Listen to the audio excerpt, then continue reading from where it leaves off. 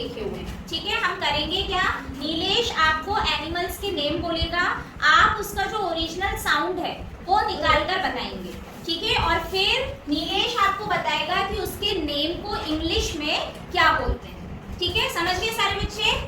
Yes. Okay, चलिए start करिए Nilesh. Naz what, हाँ नेज, पहले ही गड़बड़ कर दिया।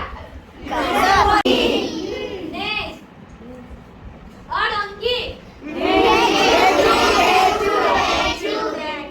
ब्रेस और कैट,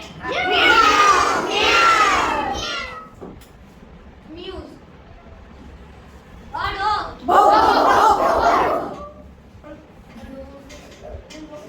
बाग्स, बाग्स और लॉयर,